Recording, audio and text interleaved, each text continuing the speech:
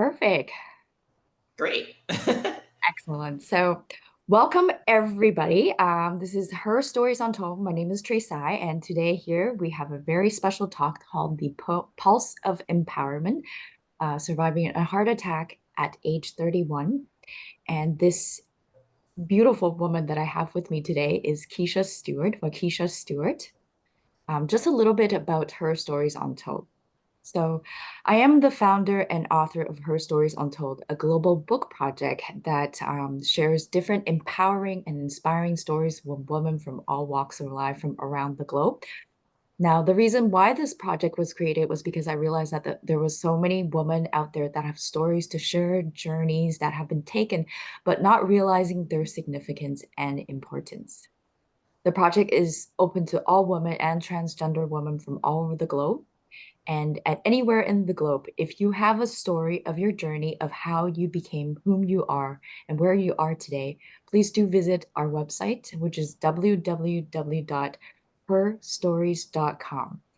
Now, the purpose of this global book project is to empower, uplift, and inspire women.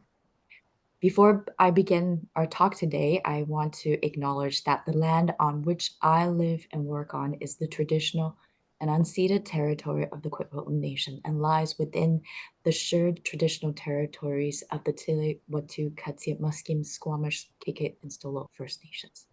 Thank you very much. And very importantly, here is Wakisha Stewart. Hi, thank you so much for Hi. having me.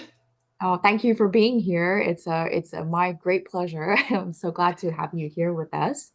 Um, yeah, please tell us about essentially what made you feel the most empowering about sharing your story. I know you have wrote a book. It's called The Sonata for a Damaged Heart.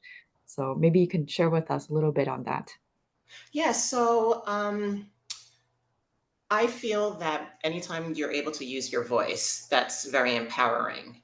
And when I had my heart attack at age 31, 2 weeks after giving birth, um, I noticed that there weren't any other people like me for me to connect with. So, one of the reasons why I wrote the book was to reach out, to share my voice, to share my experience, to help others, because I don't want anyone else to feel as alone as I did. It wasn't until I did, much more research that I found some SCAD support groups. SCAD is spontaneous coronary artery dissection. Hmm. But right in the beginning, it was very, very hard for me to discover any of that. Um, and with using your voice, you're able to empower others. You're able to educate others. You're able to advocate for others. So you kind of lift everyone up when you share. That's very beautiful. And just to kind of get into the context, because that's SCAD is a new term to for me. And I feel like the people that have asked around me, I feel like most people aren't aware what SCAD is precisely. So perhaps if you can, maybe share a little bit more details on what that is. Of course. So SCAD affects mostly women. Some men have been affected as well, but roughly 90% of the cases are in women. It can happen to women who are peri perimenopausal. Okay. If they are pregnant, it can happen anywhere from 20 to 60. What happens is there's a tear in an artery in the heart. That's what Okay. the spontaneous coronary artery dissection actually is. Now, sometimes it's a small tear, and all you need is rest and medication, possibly, to heal. Other times, it's a little more serious, and it can cause a heart attack, like it did for me, because my artery completely tore and caused 100% blockage in my heart. And that's why I had a quote unquote widowmaker heart attack. For other people, it can cause that and they can go into cardiac arrest, unfortunately. Um, so it's very different for everyone. No two experiences are exactly the same because our makeup isn't exactly the same. The one thing that we all do have in common is that we were all shocked by it. It's something that can happen out of the blue. Some of it is related to hormones, so yay. That's Mhm. something we can't prevent and avoid. And, unfortunately, that's just another thing that women have to go through. But living through SCAD, being a young woman having had a SCAD, you discover so many other things that you never really thought about. I know that there's women in their 20s who unfortunately have had a SCAD, and they choose not to have children because of the amount of pressure that it puts on your heart. Mhm. There are women who are in their 50s and 60s who have had SCAD, after working out, and they have to kind of adjust their lifestyle. So it doesn't matter what age or race you are, it can happen to anyone. And that's another reason why I wanted to write the book, to show that this is another type of cardiovascular issue and it can affect anyone. And here in the States, cardiovascular disease, kills 1 out of 3 women. And, I just feel the need to make sure that people are very well aware so that they can do what they need to keep themselves safe, or at least give themselves the best opportunity to survive if they did go through what I went through.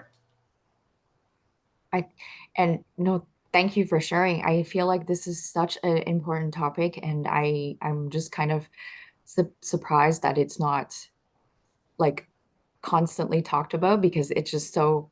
y- I think based on because I read your book and I'm seeing the symptoms, they can be missed very easily. Like I'm reading Mayo Clinic and it says SCAD symptoms could include chest pains, pressures, pain in the arm, shoulders, back, or jaw, shortness of breath, unusual sweating, extreme tiredness, upset stomach, a rapid heartbeat or fluttery feeling in the chest, and just feeling dizzy. And I feel like it's so important because as you were sharing that this SCAD can cause like sudden death if it's not treated properly. And maybe you can share a bit about your experience in terms of how that journey of, of course, the beginning of what propelled you to um, empower you to share your journey. Like what happened? Yeah, so the night that my heart attack happened, it Yeah, was 2 weeks after I gave birth to my second child. Um, I was at a dinner party, kind of celebrating getting out for the first time since, being pregnant and having the baby. yeah. Um, and unfortunately, some of the signs and symptoms for women can mimic other things. And we have a tendency to kind of dismiss um, those signs and symptoms. That particular evening, I felt overly fatigued, but I'm dealing with a newborn, so that wouldn't be out of the question of reality. Um, I was a little bit lightheaded, but I still wanted to go out. You aren't going to stop me from getting out. But at the dinner party is when really started to feel other things. I was disoriented. When I was having conversation, I couldn't really focus on the person who was having that conversation with me. I got up, kind of walked to the bathroom, splashed water on my face because I started to feel really hot. I had an upset stomach. Um, when I walked back to have that conversation, suddenly I had this sharp pain in my chest. It really did feel like my chest was just being crushed in a vice. And then I had, the shooting pains down my left arm, going through the back of my neck into my jaw. And I was just so hot. And I needed to fling my bra off because of the pressure and just the dizziness and not being able to breathe. All those things could have been anything. You could have the flu and feel those body aches and pains and feel your heart flutter. But because I knew myself so well and I knew what my body or how my body kind of reacted to different stimuli, I knew something was wrong. I didn't know exactly what, and I was an athlete my whole entire life, so something being wrong with my heart never crossed my mind. But I knew it was something serious. My husband jokingly asked me if I had too much wine, and maybe that's why I was feeling a little off. And I said, no, no, I only had half a glass, but I need to get to the hospital. And the way that I was treated is kind of what brought me here to write the book. Um, when I got to the hospital and I explained to the receptionist what was happening and how I was feeling, um, I told her everything. And she asked me what I was doing prior, which is standard. I told her, I was out for the first time since having my son. I was at a dinner party. And she kind of became dismissive and told me, oh, honey, it's a panic or anxiety attack. And I told her, no, it's not. I know how I feel when I have anxiety, and what was happening just was not it. She kind of rolled her eyes, told me, okay, well, you can sit and wait. So, sat in the ER waiting room, How long um, did you wait for? 20 to 30 minutes before being called back. And all this time, I'm still having that crushing sensation, the pain, the breathlessness, the nausea. I was vomiting. All of these things were still occurring at that time. Yeah. When I was finally brought back into triage, they ran some tests. They couldn't really determine what was happening to me. And a more senior nurse, kind of, she's my angel, walked by and she looked at me, and it took her 2 seconds to realize that I was having a heart attack. And then everything kind of just clicked. At the time, I was a nursing assistant, so I knew the signs and symptoms of a heart attack. But again, I was 31. I didn't know you could have heart attacks after having a baby. I didn't know that was something that I needed to be aware of or careful for.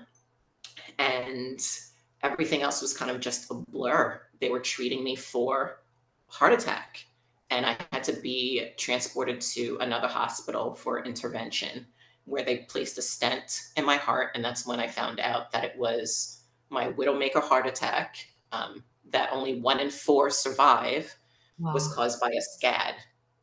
um, so that was a very frightening experience, obviously. And to be at that age and to recognize the fact that I just had a baby Mm. and I have a 5-year-old son, who's going to be around to take care of them if I'm not here? Um, and that night, just a lot of the times when what I was going through was easily dismissed, if I wasn't the type of person that I was, I wouldn't be here today. I could have been, a timid woman who said, oh, okay, if that's what you think, if you think I'm having a panic or anxiety attack, I'll just go home and rest. And I wouldn't have woken up the next morning.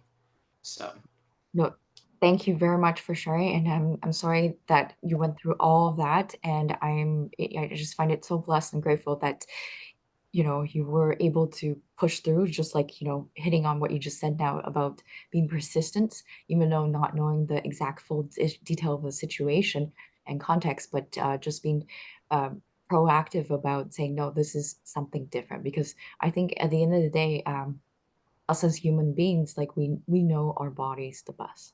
And our bodies, like I truly believe they're constantly communicating with you, what's oh, going yeah, on. And definitely. exactly. And then off because life is so busy, a lot of things are happening, whether emotionally, internally, externally, situations, circumstances, that those minute symptoms kind of get brushed away. But in this case, you honed in, and you're like, no, there's something going on. And that was the absolute right decision about it. Something interesting I want to note is that SCAD, I think there's no known determined cause. Like, you don't know how you can have it. I think Right, if I'm speaking correctly, this means that genetically it's not from genetics, it's not from your diet, and you mentioned earlier too, everything, it's not about, what your ethnic background is or that type of thing, right? But it's what is known that it's prone to women, and especially women at a younger age, which happened to you at age 31.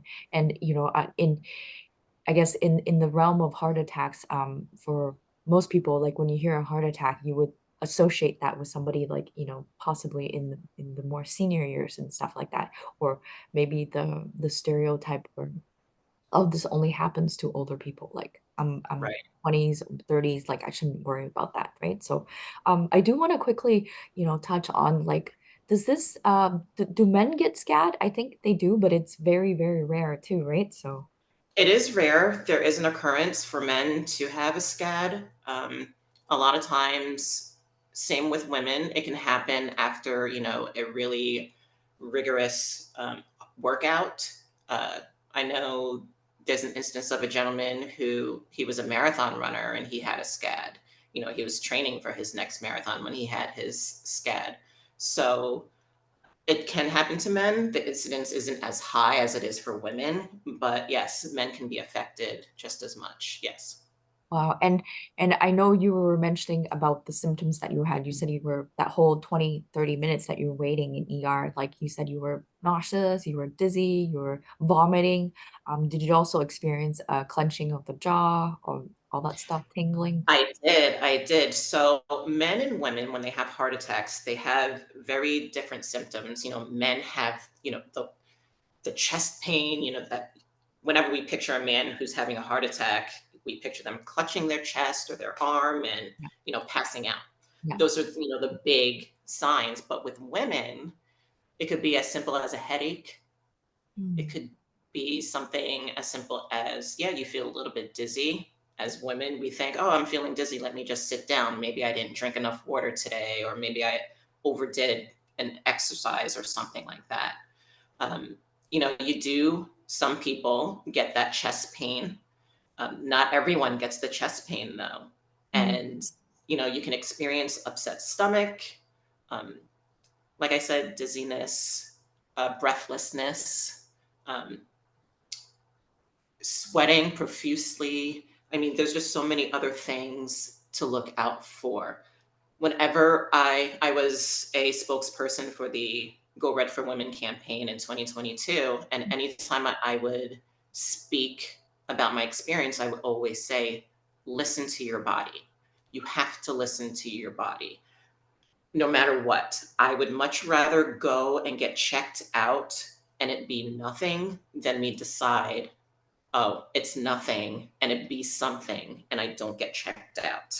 Still to this day, with my background, there's been times where I've gone to the hospital with chest pain and I've had um, I've had them have a psychology consult call on me because they think that I'm being irrational. Mm. And I always have to explain to them, I've had a heart attack. I had a heart attack at age 31. I don't have a family history. I was an athlete my whole entire life. I need to be looked at. I'm not crazy because I want to make sure that I am okay.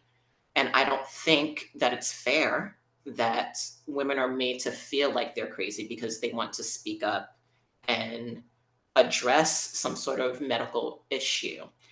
And not for nothing, but here in the States, Mm. women are 30% less likely to go to the hospital, you know, compared to men when something happens with their heart. So we're not as dramatic as people make us out to be. And I say, you know what? Even if they do think we're dramatic, be extra, because no one knows your body better than you. And you are the only one who's going to be able to fight for your life because it's you. Yeah. That's so strong. Like you're so powerful with what you just shared because I think it's important to note the differences in terms of the symptoms that men and women can experience, and I feel like I guess it's almost you're lucky to be in a situation where you're a nurse assistant to have a little bit more insight too, as well as to say like, hey, this is really beyond what is the scope of normal, right? And a lot of times you're right. As a woman, we get migraines. Like you can get migraines for lack of if you didn't drink enough water, you're dehydrated, or headaches, and severe headaches, migraines from barometric pressure changes, Right. that type of thing. Premenstrual syndromes and different situations or contexts are about, whether it doesn't matter what age, but hormonal changes and shifts like that, your sleep patterns, and then that can also be brushed off, right? So I was reading some stats that because we were talking about the average wait times of emergency wait times. It's interestingly a study that was published in 2022 says that woman with chest pain waited an average of 48 minutes to be seen in emergency room compared to 37 minutes for men. And this delay, especially is it could be very harmful for a woman to have SCAD, and because it's clearly a life-threatening condition that requires prompt diagnosis and treatment. And um and I think it's like it's something that you learn about, and I think it's so important that hey guys, look into this and share this information, and look at the right sources of information to learn more about it, right? So I yeah I just it's just it's just shocking how it's Yeah. brushed aside, yeah, easily, because it doesn't happen commonly. Right. Right. And now, I mean, obviously, years have gone on since my heart attack back in 2011. So there's a lot more research out there, but the numbers aren't changing. In some instances, more and more young women are becoming more affected. And I think, I mean, roughly maybe 48% of minority women don't even realize that they have any sort of cardiovascular issue. Um, that's hard, Yeah, yeah, because we all have the power to change things if we're well educated, if we know our family history, mm, if we're paying attention to our diet and exercise, paying attention to going to the doctor to get checked out. We should know all of these things so that way we can put ourselves on a better path so that we could be healthy. But to be 25 and to have a heart attack, and to know that you could have done something different to change it, why not do it? And why not tell people what yeah, they can do? Why not be more forthcoming? My story is scary, yes. And I'm not saying to anybody, don't get pregnant. You're going to have a heart attack, because that's not the case. What I'm saying is pregnancy is beautiful. How much more beautiful will it be if you are empowered to know everything? Like, I wish I would have known, not that it would have changed anything for me, but I wish I would have known that, heart attacks can happen during and after pregnancy. Your postpartum period is very crucial in healing. Um, Pregnancy itself is nature's ultimate cardiac stress test. mm, And we all need to understand that. Men and women all need to understand that. There's certain pressures that we place on our bodies, um, and we have to be able to deal with that. I think, and that's very true. And I think it's what was the saying? You mentioned advocate to educate, and this Yes. is exactly it, right? We're advocating to educate and then passing that information on. I also want to quickly share a stat here is that in Canada, a multi-center study enrolled about 750 SCAD patients between 2014 to 2018, and they found that 88.5% of them were women with a mean age of 51.8. That doesn't mean everyone's just 50 years old, just to clarify, but it's just, yeah, you gotta empower yourself and not be afraid. It's not about living life in constant fear. And I've actually encountered this. This is not just about SCAD. I think generally speaking, I've seen, people perhaps are constantly feeling that if they know too much information, then they're going to live in constant fear. But that's not the situation. Knowing information is to empower so that you know what's going on, you educate yourself, right? And you might be able to help other people along the way too as well. But that information, they're pretty much like tools, in your Right. toolkit that you collect so that in case something does happen, you are empowered and prepared for that situation. That doesn't mean that we're constantly, in the state of expecting things or negative things to happen. That's not the case. But it's like, oh, yeah, this happened. Okay, I remember this information that I saw somewhere or like I learned about it, right? I can apply it to that situation. And that Right. sometimes that gap of awareness from previous situations or information that it was taken in, that gap is what saves you. Yes, for sure. Mhm. Or somebody else. Yeah, I completely believe. I mean, after my heart attack, because of how it happened, I was fearful. I was fearful to live. And then eventually, as time went on, I recognized the fact that I survived. I have to live. I cannot be afraid to go out. I cannot be afraid to do things because that would be a waste and it wouldn't be fair to those before me who didn't get a second chance like I did, you know? Yeah. So, I would much rather have the fear of missing out that pushes me to do something as opposed to, that fear of not allowing me to live and experience life, everything that life has to offer.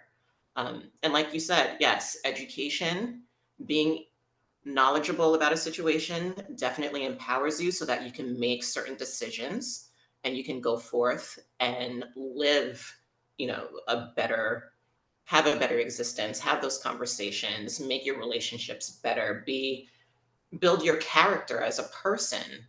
You can't live in fear. You just can't. You have to be able to go out there and share. I mean, just like us with sharing um, these stories with you, it's incredibly important.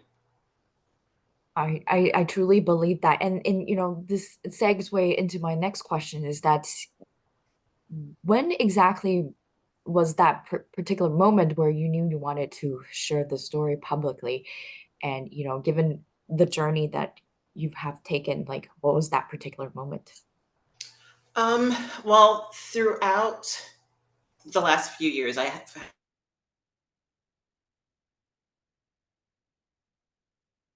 Oh, hello? roughly about 2019, I had surgery. I had knee surgery, and so I was out of work for quite some time. Um, but I felt because I had gone back to school and gotten my nursing degree, so I was an RN. I have this natural feeling inside me of which I want to help people, and that doesn't go away just because I had knee surgery. So I looked into volunteering with my local American Heart Association.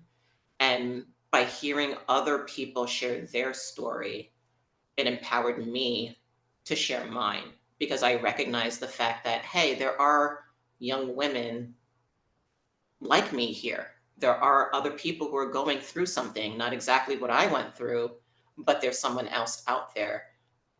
I could help so many other people who maybe are in the same situation that I was in by just sharing my story. And it's cathartic. It is the most amazing experience because I get to connect, I get to educate, I get to do everything that I was doing as a nurse, except in a completely different type of an environment on my terms. Um, and that essentially is what helped me heal even more. It was the greatest, free therapy that I could have asked for was, just sharing what I went through and allowing myself to be open and honest and vulnerable and allowing others to ask questions. It made me feel good. And I just continued because I got such pleasure and enjoyment out of helping other people. That's such a beautiful share right here. And I think, take what I can take away from that is definitely like the sharing part isn't just for yourself and others, but in combination, it's a healing journey that, some parts you may have to do it and walk alone in, but at the same time, it's a pathway that also invites other people. So it's kind of like a pathway of we were talking about uncertainties, right? So with that Right. uncertainties, and as you explore, it's an adventure, You continue to explore and look at things, you do research, you encounter people, and then you collect pieces and then you close off that uncertainty and then you take a next step forward. And then you see another person, another woman, with different situation, but there are some similarities of traces in there, and then you combine together. Now you're walking on this big pathway, right? So I feel Right. this, yeah, is essentially, I think, a lot of people can definitely benefit from reading your book and learning about your journey. Right. And I think it's not just for women. I think anyone Yeah, who's had any sort of course. medical issue, or anyone who's been through something traumatizing can read it. It's very digestible. The way that it's written, it's more like a conversation about everything that I've gone through. Uh, and I have it that way because I want people to kind of see themselves in it, for them to be able to say, oh, yeah, I can see that happening. Oh, I might not have done it the way she did, but maybe I could do it this way. Um, but it feels good when you have that camaraderie. And I think just women empowering women and women supporting women in every stage of life is important. Yeah. Uh, so, yeah, it's sharing for anyone is amazing, and it uplifts everyone. No one can be hurt by sharing their own story, uh, and it resonating with someone else. If I could just have one person out there that says, she understands, I'm so happy, I can maybe burst out of this deep dark hole that I might be in because I see light, because she saw light, I would be the happiest person in the world. Oh, I'm absolutely sure that your stories and your interviews on Win TV previously and all this information and all the communities that you linked up with, like people are empowered and inspired by you, and you're absolutely right too that these stories are not just exclusively for women, and you don't have to be, as I always say for Her Stories Untold, you don't have to be a woman to understand Her Stories Untold, right? Men also have stories untold, and equally we can learn from each other, and it's just very empowering, inspiring. And I find it especially important because, like in reading your book, it was written in a manner where like it was very truthful. It was very vulnerable, and I saw that. It was almost like a Q&A, like, oh, this is the situation. Oh, you can do this? Oh my God, like I don't know what to do next, right? And then you're like, oh, okay. Oh, wow, that worked. It was not easy, but it worked, kind of thing. And I think that's what exactly what Her Stories Untold is. As a woman, we were once girls growing up, right? Who have different role models and or not sometimes, unfortunately. And our role models aren't just from women, but oftentimes than not, woman is in a position to empower, and inspire, and I think the focus of that energy is to remain in the empowering, inspiring each other mode, because together we can really just amplify things and grow stronger and create a positive pathway for everybody, right? So, in that note, my next question is, if you could tell your younger self anything, what would it be? Huh. I'd have to say, trust your voice. Hmm. Always trust your voice. Believe in yourself. Have that confidence so that way you can fight for what you need. And that's not just, you know, medically, that's in any aspect of your life. I think so. I have an 8-year-old daughter, Okay. and she is fire and ice. she I she is kind of got it, but probably yeah. She's probably more confident at 8 than I was at 25. I mean, and I have to say, because that's her personality, but also because of myself and my husband, we really try to make sure that she always feels empowered, that she knows that she has a voice. When I was 8, I came from an immigrant family. I didn't have a voice. My parents were very strict. I had to do it their way. It didn't matter. I mean, I love my parents, but I mean, that's just how I grew up. A different And era. Yeah. right, That was exactly. there. Yeah. 80s child. And but now having my daughter, I have my boys too, but it's just different with my girl. I want her to be strong. I want her to say what's on her mind. So it's very important for all little girls to recognize that they have a voice and they can use it. You might not get what you want, but it's important to be able to put that out there. That's so very true. And I think in summation of all of that, I see like the defining the self-worth at a young age. And that's what parents or role models or relatives, teachers and friends can do to empower the little girl. And you're absolutely right. I feel like a lot of times I've spoken to kids like, I do this adult thing where like, okay, I'm speaking to a child that's at a younger age, so I need to change my vocabulary and kind of, you know, bring it down a bit. And then suddenly this child is like, what are you talking about? And they're responding in such an adult manner. I'm feeling like red face a little bit like embarrassed, right? Because I was like, okay, wait, this I'm caught off guard, right? Like how come she knows more than me or he knows more than me, right? And then you like switch and then they give you facts. I've actually talked to this really cute little girl on set in this film that I was doing last year, and she told me, she's like, I was like, how's school going? And she goes, um, school's really boring. I was like, what, why?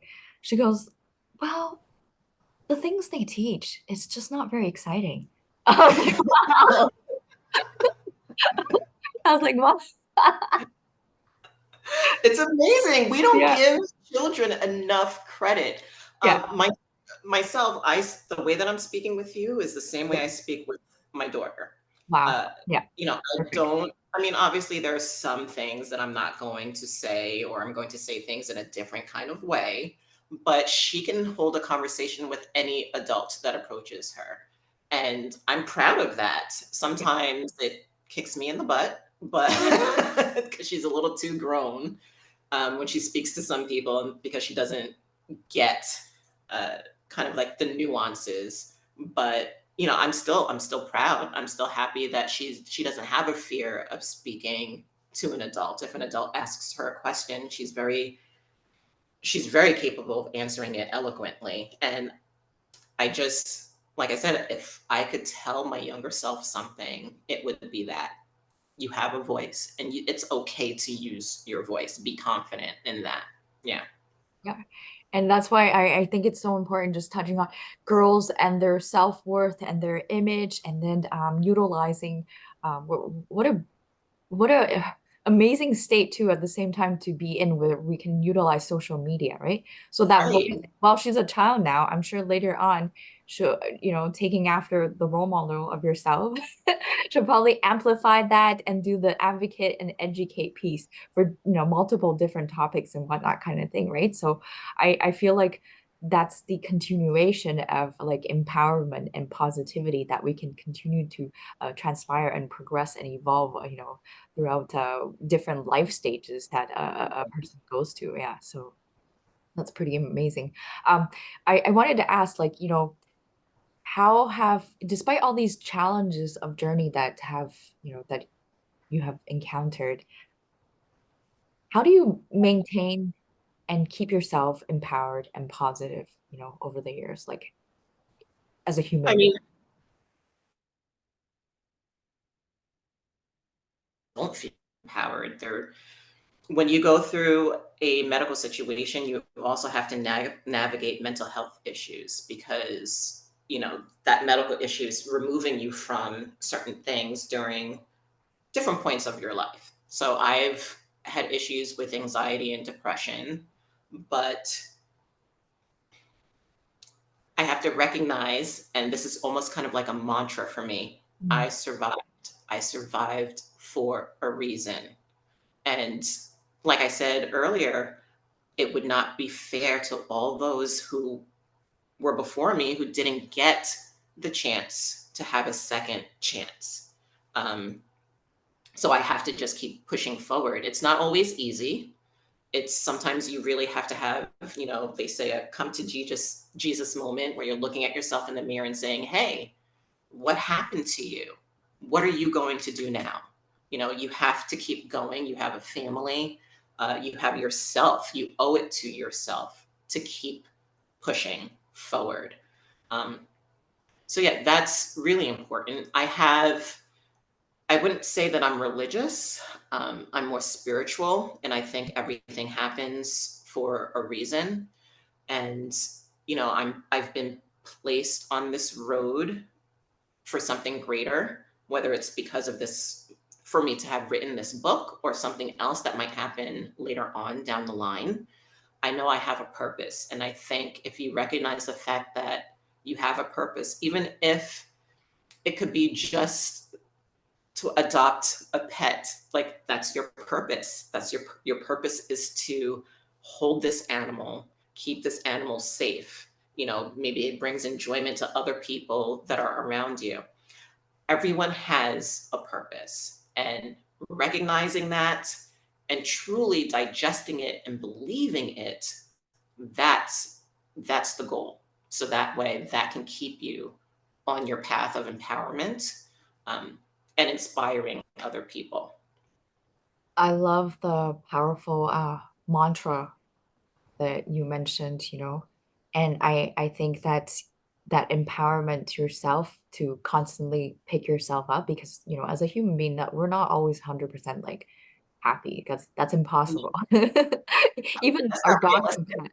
can get Yeah. grouchy sometimes, right? Like, or be upset or sad, right? Like kind of thing. Even, yeah. So I think that's so beautiful to maintain that. And I think in essence, it's about living your life with purpose.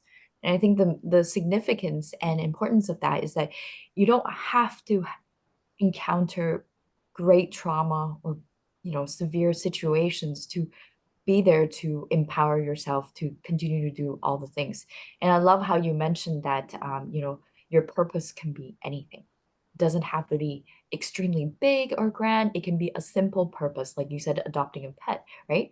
Or the purpose today is make a really good cup of coffee, right? Some people's Right. purposes are different because they have access to the community and the resources, and they say, today my purpose is to maybe change the situation of homelessness in the cities, right? That's their purpose, right? Other people's mission and purpose, everybody, has a different one. And that purposes, I say plural here, I think continues to evolve and change throughout life, right? And that's Right. It has to, really, because we change, right? I mean, yeah. I'm not the same person that I was 15 years ago.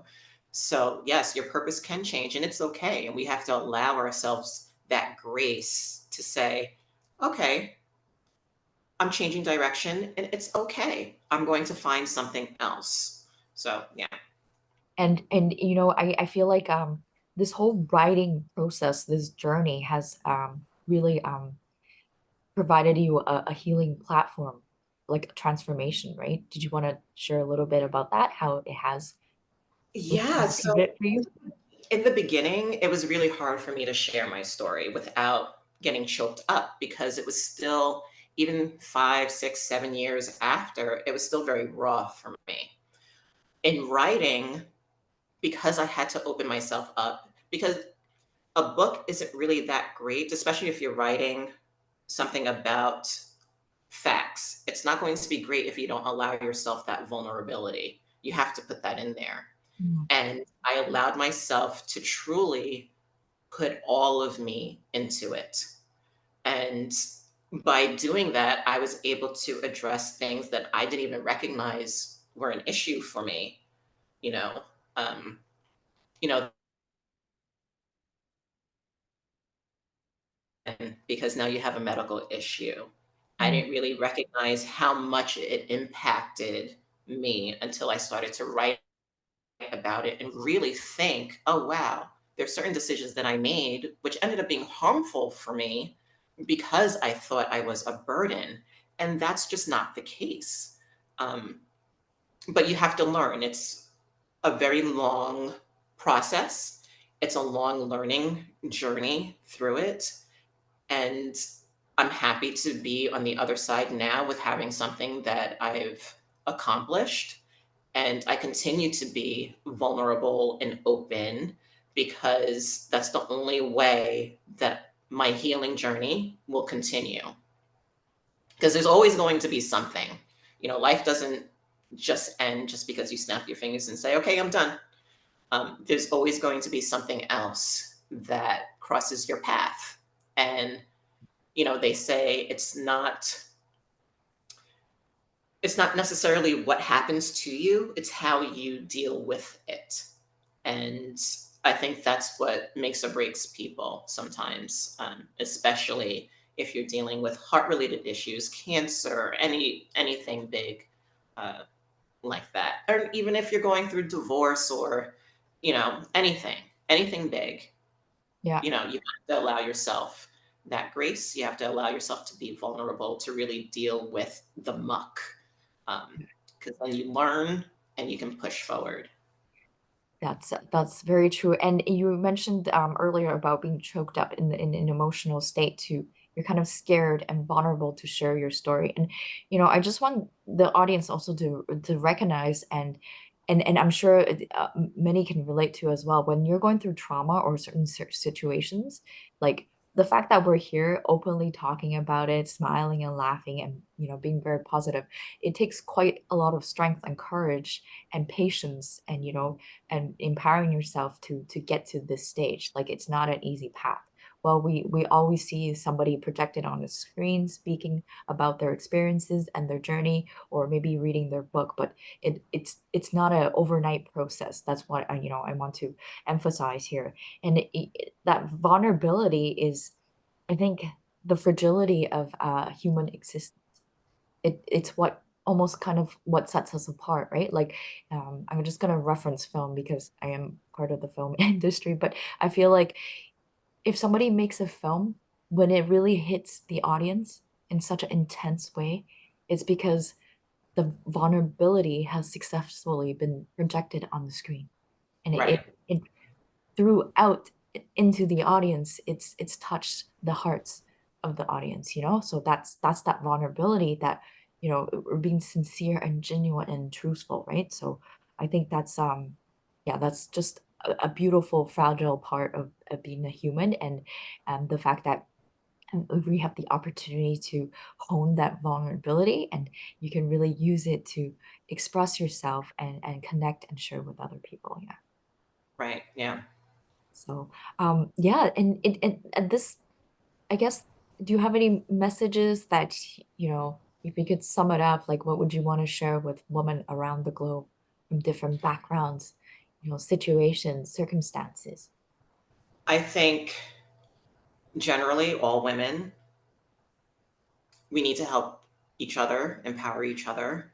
But I love the term of saying, don't dismiss us. All women need to have that, in their head, because we are in control of what happens to us.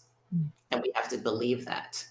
I remember when I had one of the first cardiologists that I had. I just did not agree with some of the things that he was telling me. His philosophy, or the way that he was looking at my particular case, he was trying to fit me into this, um, square me into a round, peg, or hole rather. And that just wasn't the case. mm, I had to find someone else who understood that I was an individual and I needed to be treated as such. I wasn't going to fit into your standard categories, because what happened to me wasn't standard. So, all women, they need to understand that they can say, don't dismiss me. I have something worth saying. I have something that you need to hear. I have something that is going on. I demand, you know, the whether it's medical treatment or whether it's that next position, that higher position. You should be able to say, "I'm worth it. mm. You need to hear me. I am here. I'm not going anywhere. I am in control of what happens to me. I am in control of my destiny. And this is why I'm using my voice." That's so important. And I hear this exactly, and it's applicable, I think, also, you know. I think generally speaking, not just as a woman, I think like in life, it could be simple situations like say if you called someone to ask for assistance or inquire about something and that person says no, but you call back at a later time, there might be someone that will say yes, right? Right. Because they see they don't have particular boxes that they have to, put you in or profile in so that they can hear what you're going through or your circumstances to see how they can support you, right? So often the times the conversation, I think like if one begins to talk to somebody, it's like, how can I'm asking for your help. How can you help me, right? I think that switches the mindset in the other individual to see how they can be supportive rather than, well, you should do this or that fits better, that type of thing, Right. right? So, and then of course, it is up to our own individual self as a woman to, like you said, to, live your life.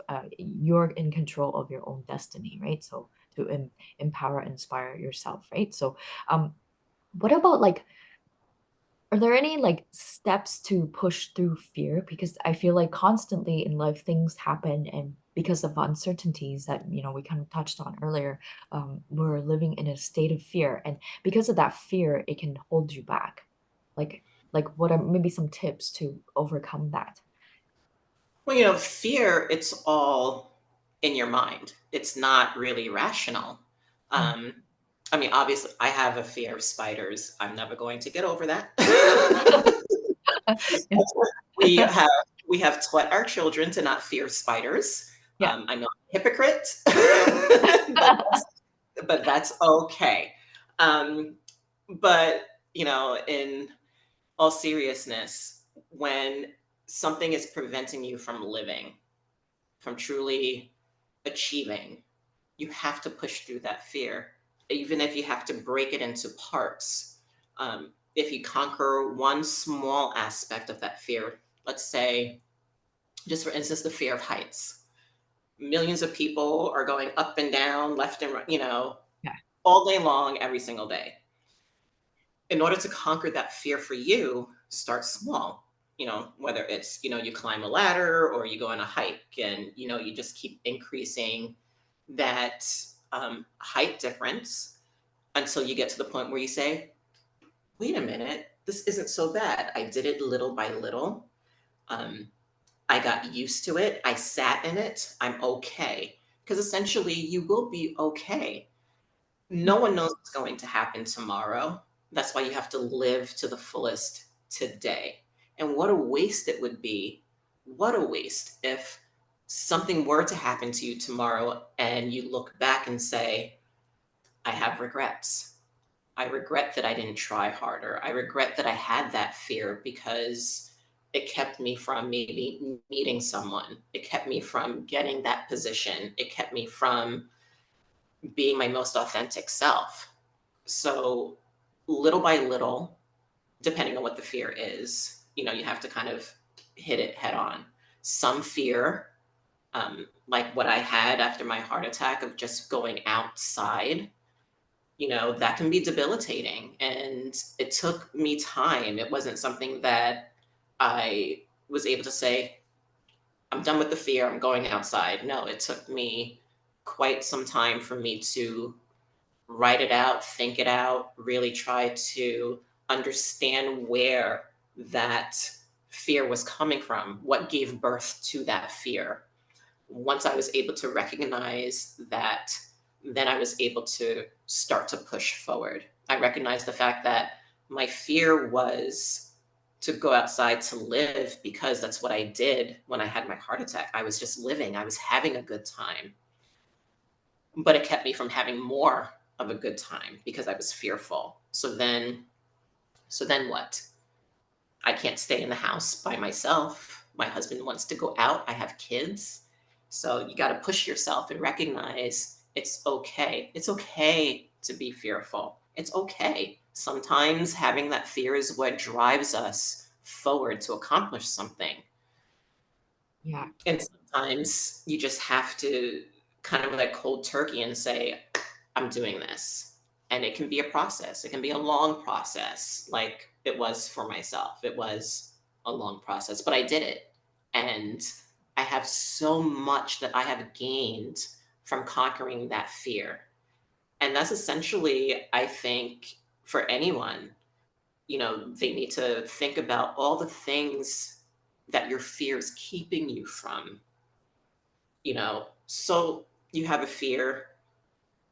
What's the worst that can happen, right? Yeah. You don't know, I don't know, you don't know, they don't know. So Yeah. why not just do the chances of something really bad happening for Yeah. things that are dangerous. I'm not saying, to I go think swim with sharks or anything, but you have to push through because life is too short to not truly embrace.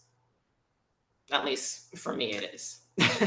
I think that's super positive, and it's all about having that courage, no matter where you are, who you are, and the circumstances that you are in, to have that build that growth and resiliency. It's not an overnight thing, as I mentioned. I wanted to quickly also touch on, because I know we were talking about fear, and fear is in this bigger part of grief, because you had touched on grief in the book, right? We were talking about fear, and I think just to this is from, uh, I saw this online, and they defined psychology of fear as how people cope with loss, such as the death of a loved one, divorce, job loss, or trauma.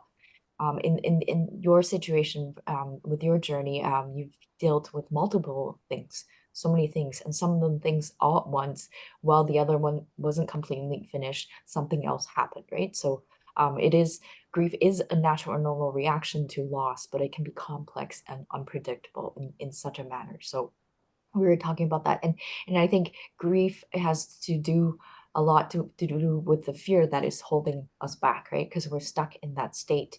And whether you have feelings of sadness, anger, guilt, fear, and relief, right? So I think, and I think, while it's not the same, it's not to say that the same things, but I feel like it is a bit of a similar and linear process where you're going through different stages and then phases, and then you might be going through denial, right?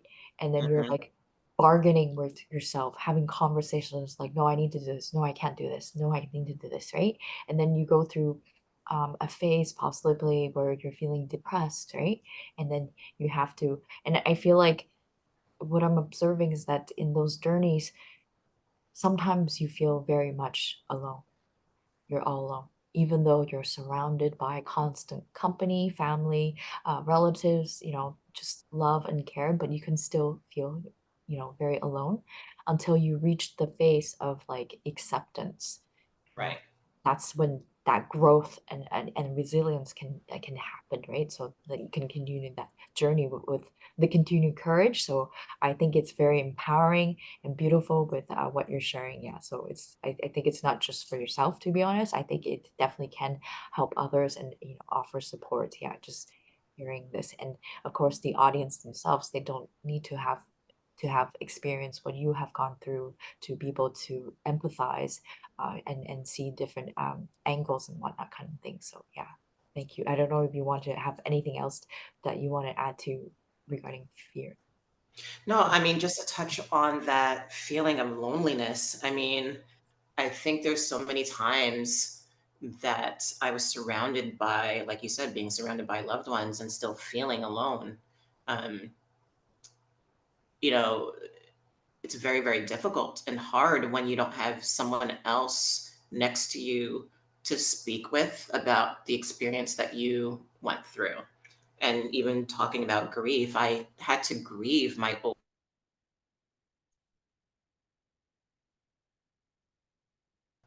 is not the same Keisha today. um, I had to change. So I had to grieve certain aspects of myself. And that actually opened the door for me to be the woman that I am. I would never regret anything that has happened to me because I am in this place right now at this moment.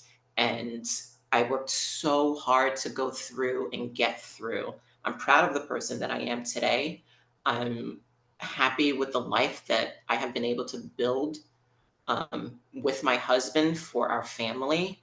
And none of that would have been possible if I didn't have those experiences. It's kind of like the yin and the yang. You need Yeah, one in order for you to have the other, for you to appreciate. You need darkness for you to appreciate light. Um, I love it's that. all about how you take it in Yeah, and what you do with it. Uh, so I think it's really important for people to understand that grief is okay. Grief is okay. I agree. And it's also okay to reach out. It's okay to feel alone, but you don't have to be alone. There are resources, there are things that you can do.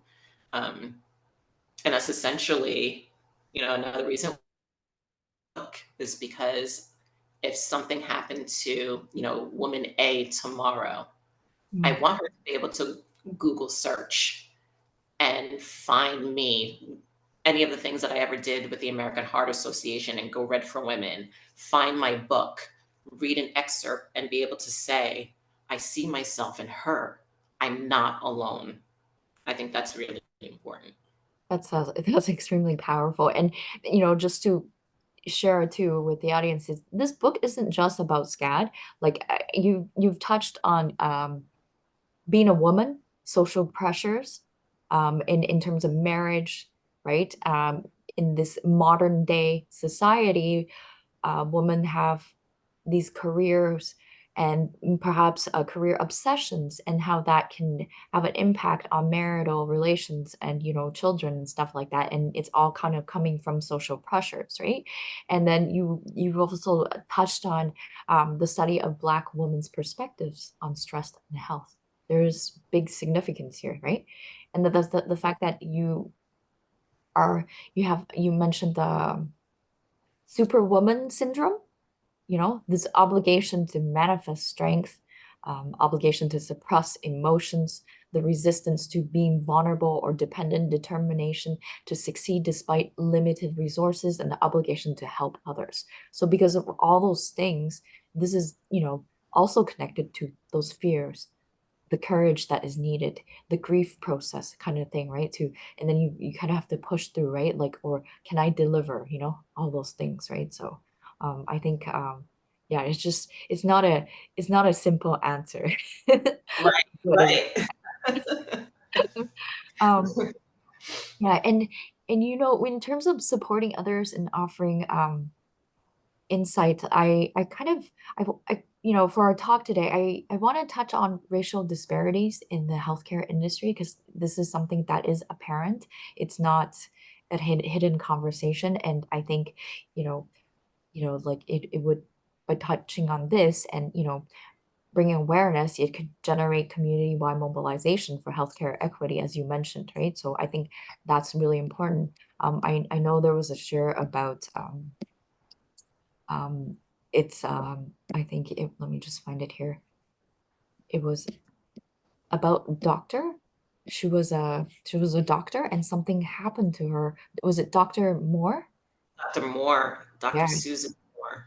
Yeah. Did you want to touch on that about I have this Um, I can read about it. Yeah. so if you wanna, Sure. And then if you you can want, go ahead. Yeah, okay. Yeah, that's perfect. Yeah. So essentially, I read that, Dr. Moore tested positive for COVID at the time, and she checked herself into an Indiana hospital in late November 2020. So the pandemic started March 2020, right? She received what she considered to be inadequate care at the hands of, the doctors that were obviously not Black initially treating her, who refused to provide her with additional doses of antiviral and pain medication despite her medical knowledge and self-efficacy. And I put forth and I maintain if I was white, I wouldn't have gone through that. She has said in the video she made from the hospital bed a week after her admission and posted on Facebook. Now, her complaint eventually led her to getting better treatment. Yet, although still not feeling well enough to be discharged, she left the hospital eager to get home to take care of her parents. The very sad thing is, a little more than 2 weeks later, she was dead. So yeah, that really hit me because I saw so many stories, and it's not to say all people are treated the same or will encounter the same circumstances, but it's because of this whole global situation. that it also intensify and raise the awareness of need for, noticing these racial disparities that was always in existence, in history kind of thing, right? So I don't know if you want to share or touch on that. Yeah.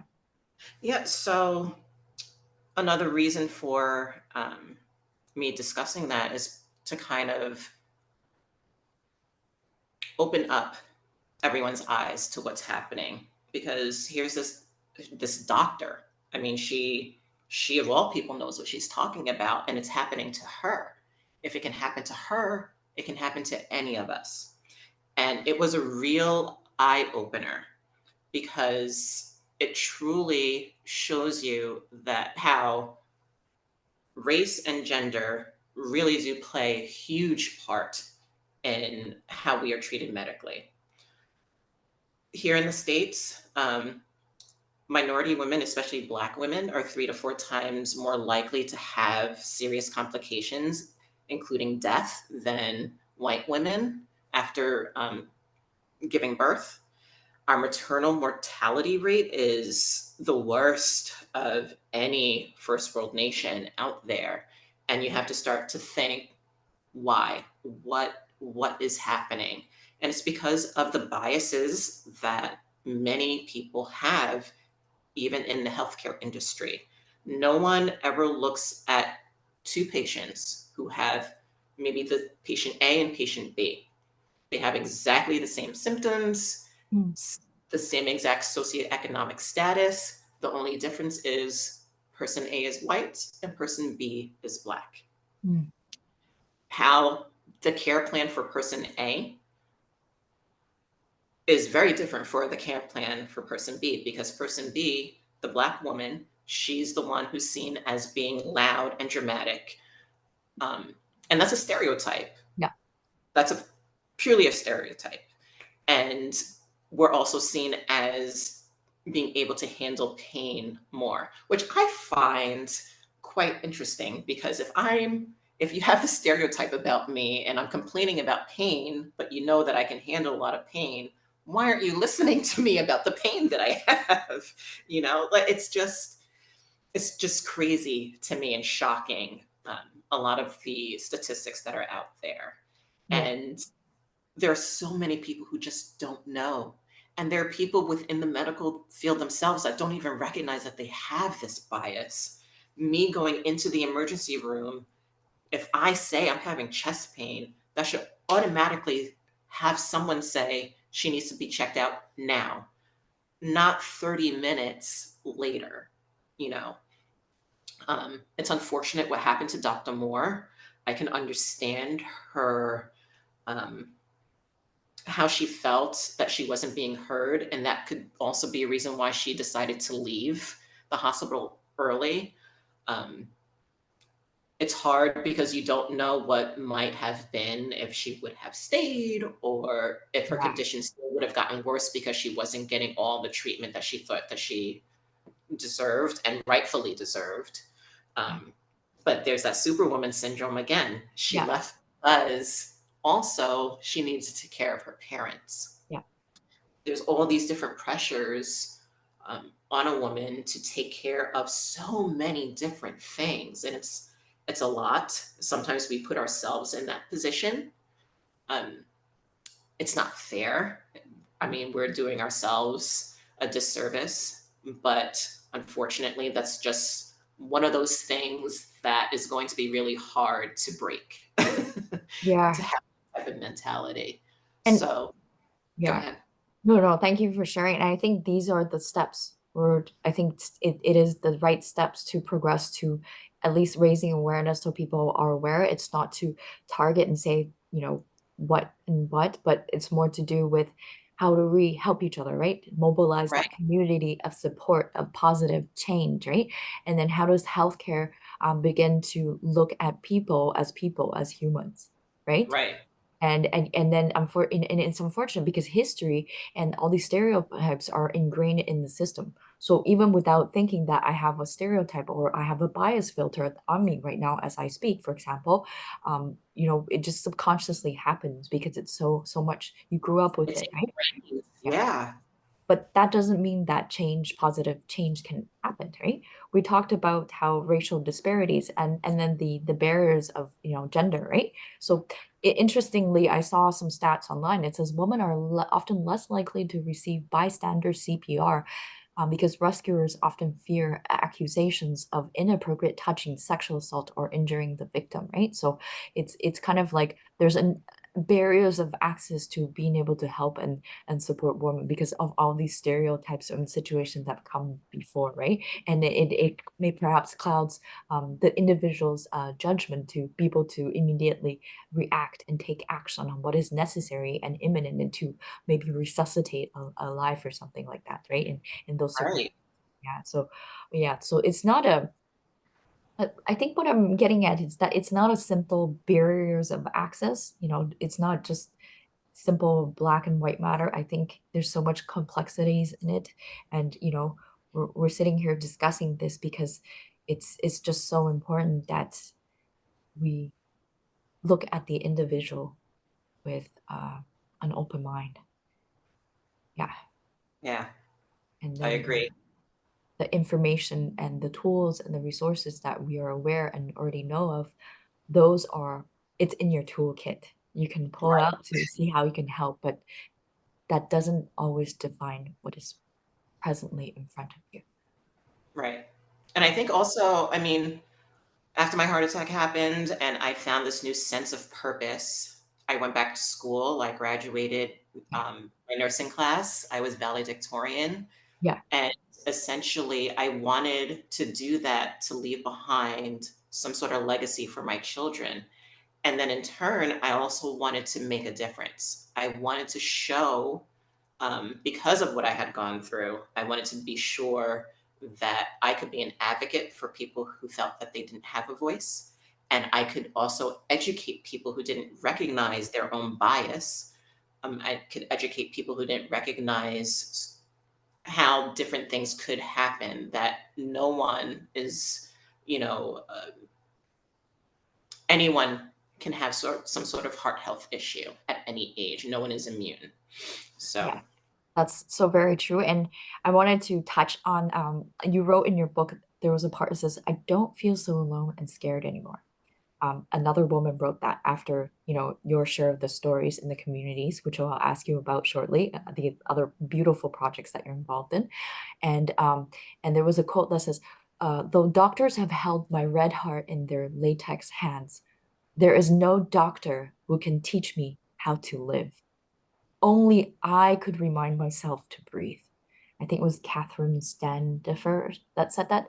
And, all these struggles of the pandemic, partners, behavior, everyone's different living patterns, the anxiety of interaction, I think the key message here you hit on was we must not be complacent in our daily living. right. Absolutely. There was something really beautiful that I want to mention here too that you wrote was that I had to learn to live in the only place possible in between those two poles of submission and denial. That's the dance of life. Yes. Yeah.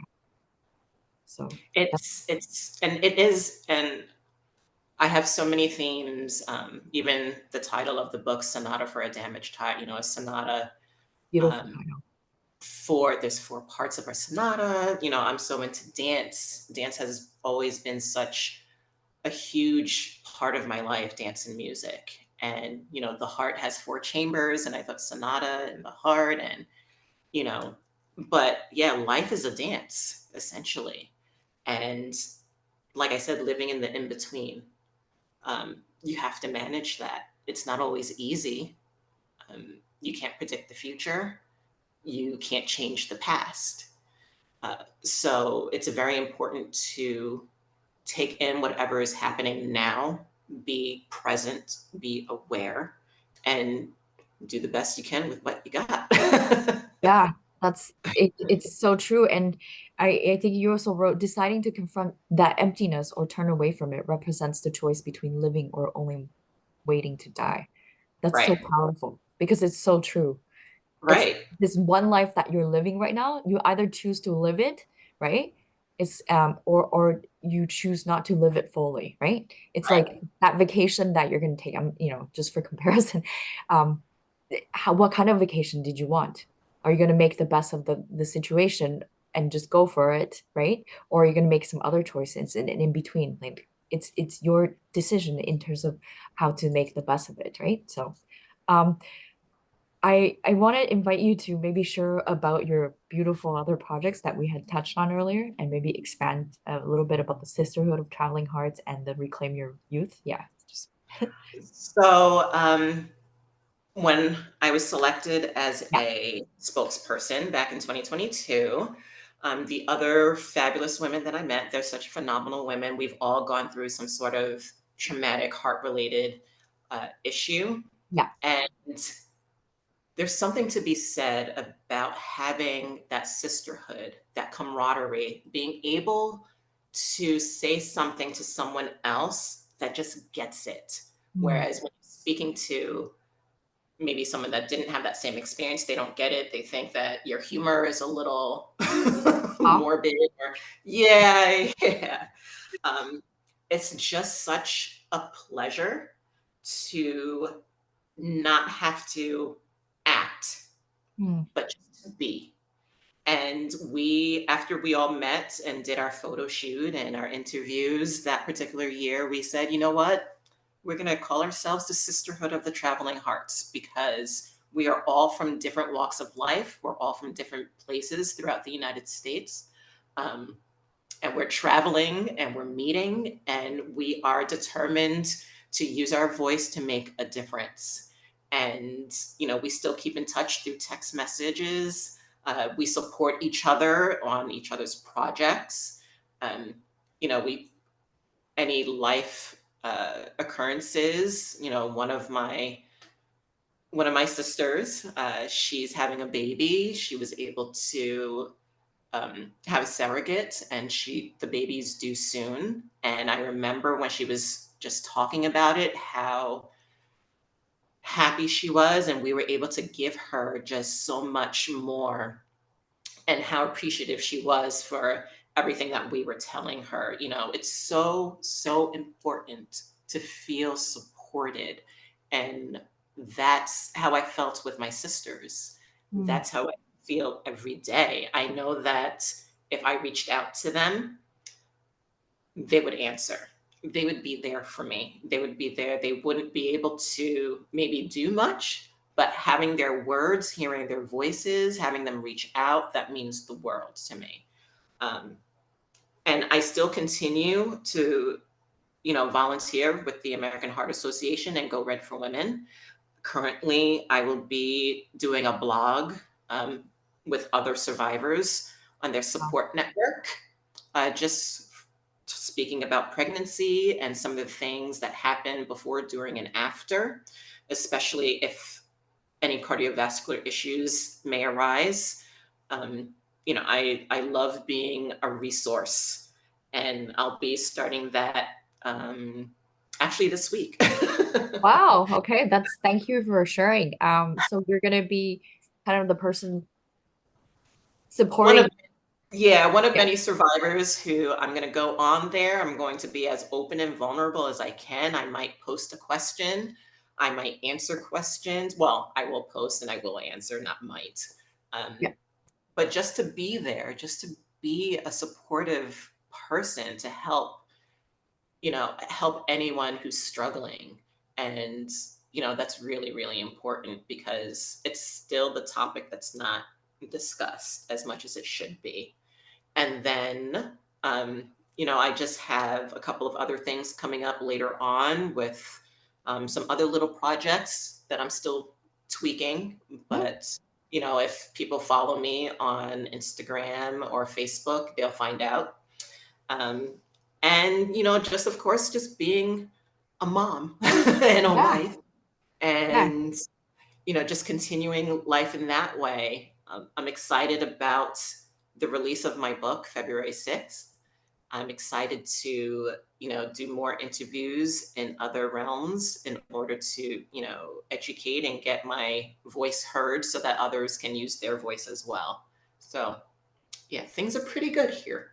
Yeah, no, that's amazing. It's like constant big blowing journey of like empowering and amplifying and supporting, right? So just really quickly to share here, I think the American Heart Association is a nonprofit organization in the States, not affiliated, just sharing because these organizations have been established for a very, very long time, and they fund cardiovascular medical research that educates consumers on healthy living and fosters appropriate cardiac care, which exactly advocate to educate, right, so that they can reduce their disability and death caused by the cardiovascular disease and stroke. And it actually started in 1924. I did run a campaign for donations and not affiliated. It's going straight to the Heart and Stroke Foundation. The reason for that, because I wanted to amplify and raise awareness for Canada. Because once again, I stressed in the beginning of our talk today that I feel like there's not enough awareness of information about SCAD that is kind of out. Like I actually have to look for it, kind of thing to learn about it, right? So, hence, a Heart and Stroke Foundation is a Canadian charity that aims to prevent and treat heart disease and stroke and to promote healthy living. So I'm hoping that maybe through our talk today, like more people become more aware and look into it and share and get involved. Again, I think you don't need to have your personal individual experience regarding any sort of health situations in order to participate and be involved to support. So that's great. Did you want to talk about the youth reclaim your youth campaign? Well, reclaim your rhythm that I did. Rhythm, yeah. Sorry, yeah, yeah, It was a campaign yeah, with the Go for Women yeah. in which we're encouraging others to get up, do something, get up, go out, reclaim basically your rhythm, your life, your heart. Let's do what we need to do so we can stay in this world. And that's something that I'm so happy that I was chosen because it's all about rhythm Very and proud of you. it makes your heart has a rhythm, your soul has a rhythm. Mhm. It's amazing and wonderful, and music can move you, dance moves you, and it all helps too, cardiovascular health. And Yeah, I think it's something that we could really truly live by. Reclaim your rhythm. Keep going forward. Do what's best and what's necessary for you. Um, Also, I have my own website, KishaandScad.com, mhm, where I have a couple of posts as well, blog posts about things that might be happening. But yeah, reclaim your rhythm. It was such a fabulous experience. And it's something that I truly aspire to do every single day because, like we already discussed, life is worth living. yeah. You do not want to regret. I never ever want to look back and say, I regret not doing something. So, very important. I'm the same way. My motto is always like, if I'm not harming anybody and it could do something positive, okay, let's do it. Yeah, Right. let's try it out, Exactly. right? Like how bad can it be, right? Like if you email someone to ask a question, the worst outcome would be like you don't get a response, right? Right. The no, okay, that's okay. But that no is a certainty, right? From the uncertainty, which leads you to the next action, right? So I love that we're ending here with that reclaiming yourself essentially. So everybody at the end of this talk today, we should all go and reclaim ourselves, take a good look at ourselves because all the stories that have been shared is not only just Keisha's, I think it's everybody's story. We're in this journey, even though we're not physically in your journey, kind of thing. So I want to really appreciate you and thank you very much for joining Her Stories today. And it was such a empowering, uplifting, and inspiring journey of a talk that we had today. Thank you so much, Trey. I truly appreciate you having me on. This was Thank you such very a much. wonderful conversation. Thank It you. was it was super genuine and super truthful and vulnerable at times. Regarding Keisha's websites and links and stuff, I you can find and where can we find your book? It will be on Amazon as of February 6th. This Okay, is, perfect. Yeah. but there is pre-sale for the Kindle or ebook version currently. So you could just go on Amazon, type in Sonata for a Damaged Heart, and it'll come up. Perfect. And I will be posting Keisha's links below in our Facebook page. So thank you very much again, and I appreciate you. So please have a beautiful week ahead. Thank you. You too. Take care. Bye for now. Bye bye. Bye.